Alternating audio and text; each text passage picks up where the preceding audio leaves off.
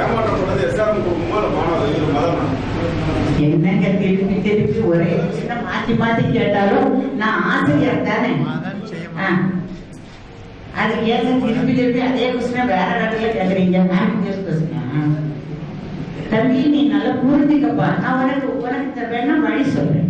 ஒரு 10 புள்ளிய படிச்ச புள்ளிய எஸ்ஆர்எம் பழைய புள்ளிய சந்திச்சு கேளு. ஏதாவது ஏமாத்தினா, கையில இருந்து போட்டானா, சாப்பாடுக்கு இல்லைன்னா காசு கொடுத்தானா, எல்லாம் கேட்டு பாருமா. சரிம்மா, இனி உனக்கு தனியா சொல்லுனா நீ வீட்டுக்கு வர ரொம்ப விளக்கமா சொல்லு. ஓகே? முதல் பையனும் எஸ்ஆர்எம் மதன் மூலமா படிக்கிறாரு. அவர் எந்த பிரச்சனை படிச்சுட்டு இருக்காரு. ரெண்டாவது பையன் வந்து அவர் தான் அட்மிஷன் கேட்டதும் பிரச்சனை ஆயிடுச்சு அப்படின்னு சொல்றாரு. ஃபர்ஸ்ட் பையன் மதன் மூலமா சேஃபா படிச்சுட்டு இருக்காரு. ரெண்டாவது பையன் அதே மதன் மூலமா பணம் கட்டிருக்காங்க, ஆனா இதுல கைவிட பண்ணாங்க அப்படின்னு சொல்றாங்க. பொறுப்பு வந்து மதன் தானே ஏற்படும். அந்த கேள்வி வந்து முதல்ல ஒரு பையன் படிச்சான், ஓகே படிச்சுட்டு இருக்கான். ரெண்டாவது பையனுடைய பணம் உள்ள கட்டப்பட்டிருக்கு. இனிமேதான் அவன் கட்டு போறான். அந்த நேரத்துல நடுவுல இந்த சிக்கல். அப்போ அந்த பையன் சேர்ந்து அவனை சேர்க்கிறாரா சேர்க்கலையா இதெல்லாம் பார்த்த பிறகுதானே நான் இந்த கேள்விக்கு ஆன்சர் சொல்ல முடியும். சொல்லு தம்பி.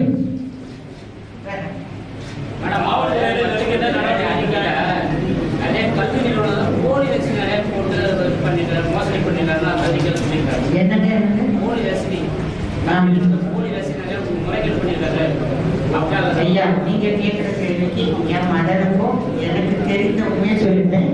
இனிமேல் அதுக்கு எனக்கு தெரியாதுங்க ஆன்சர். வேற கடைசியா சனிக்கிழமை இரவு, அதாவது 28/5/14. ஐயோ அப்படியெல்லாம் நல்லா இருக்குமா? நான் நாளைக்கு காலையில வந்துடுவேன். பிள்ளைய ரொம்ப தேடுது, பிள்ளைய பார்க்கணும், ஒரு போட்டோ அனுப்பு அப்படின்னா உடனே வரணும். போட்டோ அனுப்பிச்சா அதையும் நீங்க வாட்ஸ்அப்ல இல்ல எம்எம்எஸ்ல அனுப்பி வச்சா. எஸ்ஆர்எம்ன்றது ஒரு பெரிய நிறுவனம். நீங்க வந்து ஒரு ரிட்டையர்டு டீச்சர் அண்ட் நீங்க அவங்களுக்கு எதிராக அவங்க உங்களுக்கு எதிராக நடக்கிறதுல உங்களுக்கு நியாயம் கிடைக்கும்னு நினைக்கிறீங்களா? நாங்க எதிராக நடக்கல. நேத்து அவரை போய் பார்த்து என்ன மேட்டர் அப்படின்னு கேட்கறதுக்கு ரெடிசாக பார்க்க போனோம். கேபின் வரைக்கும் கூட்டிட்டு போனாங்க. மதர் சொன்னோன்னா கடகடான்னு உள்ள கூட்டு போயிட்டாங்க. அங்க போய் உட்கார்ந்தோன்னு சொல்றாரு, ரவி சாருக்கு ரொம்ப உடம்பு சரியில்லை. அப்ப அங்க இருக்கிற அஸ்வின் டாக்டர் சிஇஓ ஏட்ட கேட்கறாரு, அம்மா நீங்க நல்லா இருக்கீங்க, தங்க பாட்டி நீங்க நல்லா இருக்கீங்களா? நல்லா இருக்கிறேன் சார். என்ன விஷயமா வந்தீங்க? மதனுக்கு இருந்தவன். நான் சொன்னேன், என்னுடைய ஹார்ட் ப்ராப்ளம் உங்களுக்கு தெரியும், உங்க ஆஸ்பத்திரியில தான் நான் ட்ரீட்மெண்டே எடுக்கிறேன். உங்களுக்கு தெரியும் நான் எவ்வளவு சீரியஸா இருந்தேன் ஒரு 2 மாசத்துக்கு முன்னால. இன்னைக்கு நீங்க இவ்வளவு கனிவா கேட்குறீங்க. சாரு எங்க பார்த்தா அவருக்கு ஷாக் ஆயிடுமா? ஆகாது சார், கொஞ்சம் பார்க்க விடுங்க சார். இதுக்கு முன்னாடி உங்களை ஈஸியா பார்க்க முடியுமா? முன்னால நாங்க பாரிவேந்தரை நாங்க பார்க்க போகக்கூடிய வழக்கம் வைக்கிறது கிடையாது. எங்க பிள்ளைக்கு பிறந்த நாள் வரும்போது மருமகளும் மகனும் என் பையனும் போய் அவருக்கு ஆசீர்வாதம் வாங்கி வருவாங்க.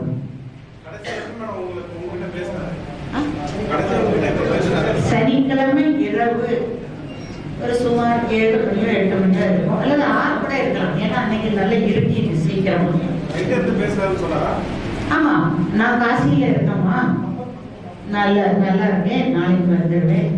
அவர் காசி வேற இடத்துல பேசுறாரா? என்னையா மொபைல் நம்பர்? ஆமா, யூஸ்வலா மொபைல் நம்பர் தான். ஆமா, அந்த மொபைல் நம்பர் எங்க இருக்கு ட்ரேஸ் பண்ணி சொல்லிருக்காங்க. அவங்க தகவல் சொன்னாங்க. ட்ரேஸ் பண்ணிட்டே இருக்காங்க. அது எங்க இருக்குன்னு சொல்லிட்டாங்க. இன்னும் சொல்லலையா? பையனுக்கு ஏதாவது தகவல் சொன்னாங்க, என்ன தகவல் சொல்றாங்க? இதுவரை சொல்லல. நாங்க எங்களுடைய ப்ரொசீஜர் இஸ் கோயிங் ஆன், அவ்வளவுதான் சொல்லிருக்காங்க.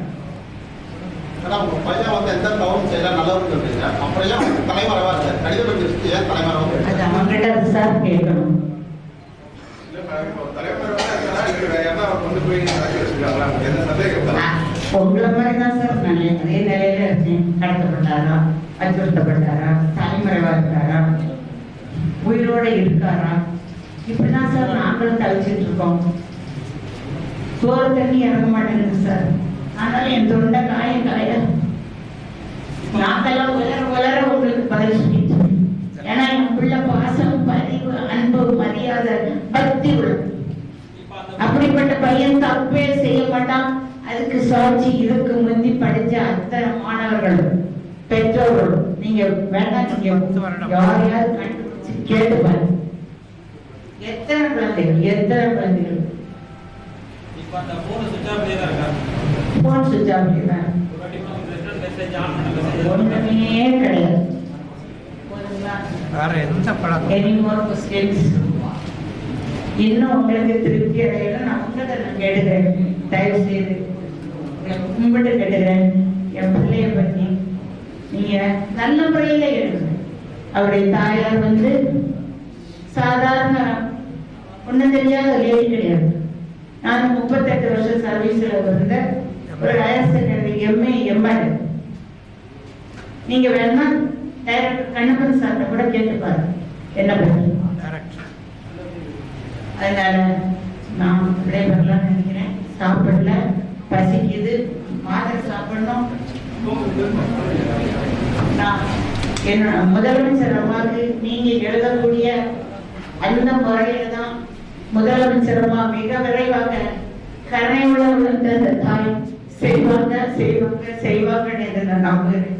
என் பிள்ளைக்கு நல்லது நடக்கும் என்று நான் திட்டமாக நம்புகிறேன். அவளுடைய ஆசீர்வாதம் ஃபுல்லா என் பிள்ளைக்கு வரும், எனக்கு நிச்சயமா தெரியும். இதை விட நான் எந்த விளக்கம் தரணும்னு நான் நினைக்கிறேன்.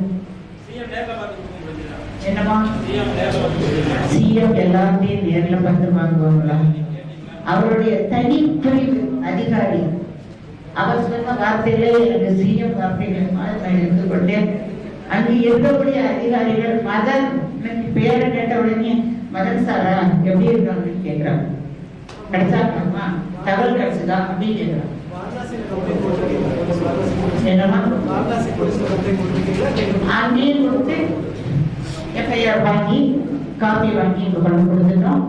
எங்களால் முடிந்த நடவடிக்கை எல்லாம் நாங்க செய்துட்டு வரோம். எங்களுக்கு நிச்சயமாக கிடைக்கும். அவனுடைய எல்லா குற்றங்களும் நீங்க சொல்லப்பட்ட அந்த குற்றங்கள் எல்லாம் போய் அவன் சுத்தமா வரும். அவ்வளவுதான் சார் எனக்கு சொல்ல முடியும். தயவு செய்து எல்லாம் நான் விளக்கமா சொல்லிட்டேன். தயவு செய்து எங்களை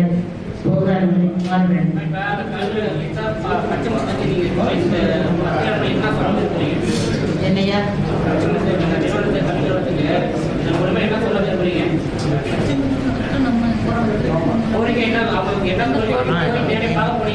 I don't understand the question. கோரிக்கை இதன் மூலம் வைக்கல. நாங்க அதுக்காக எந்த கோரிக்கையும் வைக்கல. அவருக்கே தெரியும் மதன் சார் எப்படிப்பட்டவன், அவனை நம்ம கைவிட்டமே இப்ப அவர் நினைக்கிறாரு மனசுல. ஆனா அதை முன்கூட்டியே நம்ம கைவிட்டுறா அப்படின்னு ஒரு ரிப்போர்ட் கொடுத்திருந்தாருன்னா இன்னைக்கு என் பிள்ளைக்கு இந்த நிலைமை வந்திருக்காரு. அவன் செய்திருக்க மாட்டான், அடுத்த தொழிலுக்கு போயிருப்பான். நாங்க நேற்று அவர்கிட்ட கேட்க போனது ஐயா உங்களுக்கும் அவனுக்கு என்ன பிரச்சனை சொல்லுங்க ஐயா, அது தீர்த்து வச்சு எங்களால மேற்கால பெற்றோர்களாகிய நாங்கள் முயற்சிக்கிறோம் சொல்லலான்னு தான் போனேன். ஆனா பார்க்கவே விட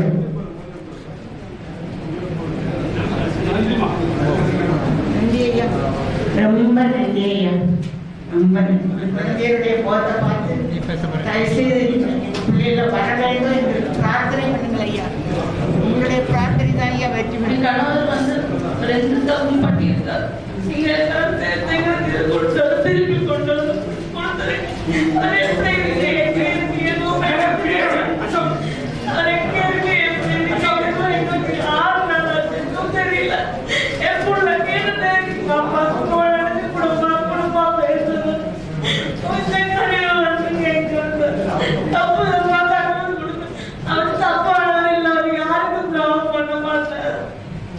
கையில் தான் கூப்பிடுறேன். அம்மா நீங்க வந்து முதல்ல சமைச்சிடாமா என்ன